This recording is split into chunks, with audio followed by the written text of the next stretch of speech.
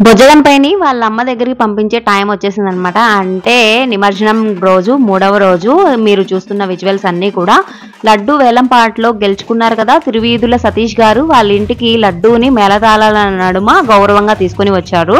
నిమజ్జనం కోసం బొజ్జగన్పయ్య ముందు చక్కగా కేరళ నుంచి వచ్చిన వాళ్ళు దీపాలతో మంచిగా నాట్యం చేశారు. అందరూ అయితే చాలా బాగా పాల్గొన్నారు. మరి ఎలా జరిగింది ఏంటి అనేది వీడియో మొత్తం ఎక్కడ స్కిప్ చేయకుండా చూసేయండి.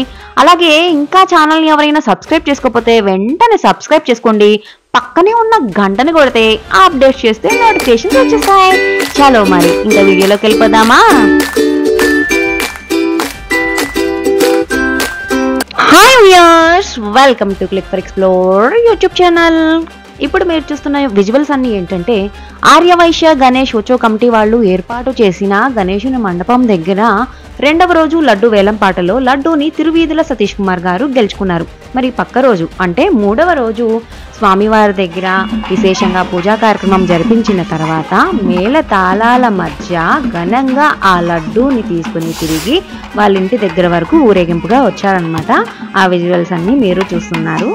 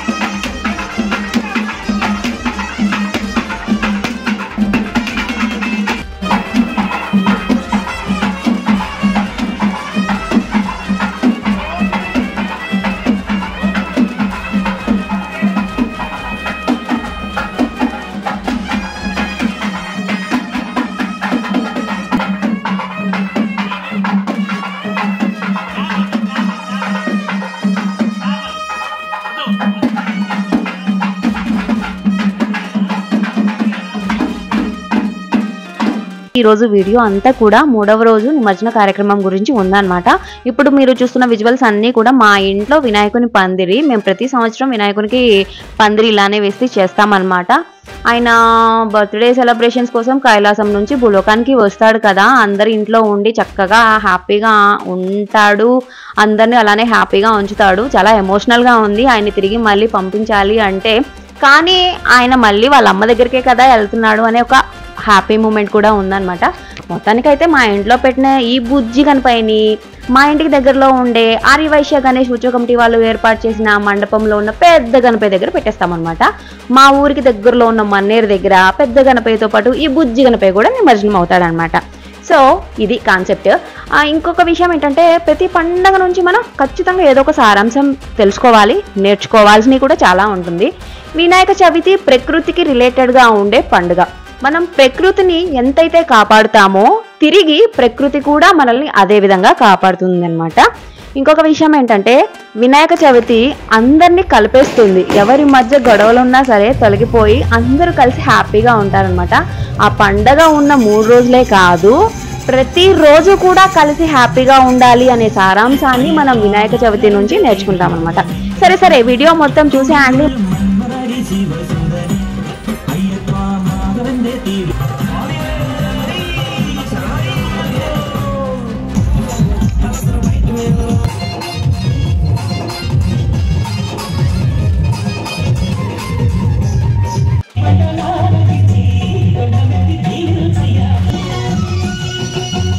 మంచిగా కేరళ వాళ్ళు వచ్చేసి దీపాలతో నాట్యం చేశారు. అలాగే వాళ్ళతో పోటీ పడుతూ సింగరాయకొండ ప్రజలు కూడా అలానే మంచిగా నాట్యం చేసి ఆయన్ని ఘనంగా వాళ్ళ అమ్మ దగ్గరికి చేర్చే టైం అన్నమాట.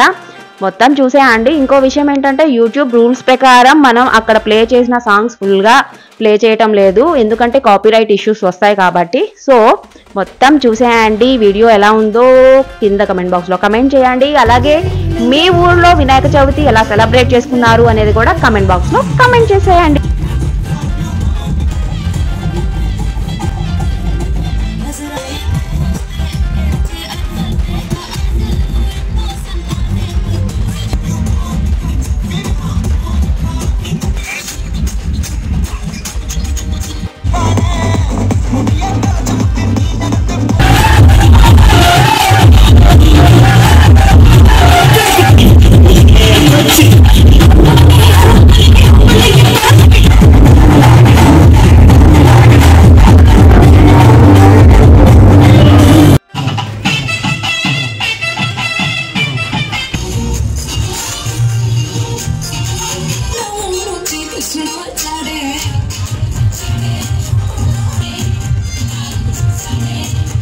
ప్రతి గల్లీ తిరుగుతూ గణనాయకుడు అందరికీ దర్శనం ఇస్తూ ఉన్నాడు కదా. మరి ప్రతి ఇంటి ముందుకు వచ్చినప్పుడు అందరూ వారు పోసి హారతి ఇచ్చి ఆయన్ని చక్కగా వాళ్ళమ్మ దగ్గరికి పంపిస్తున్నారు అన్నమాట.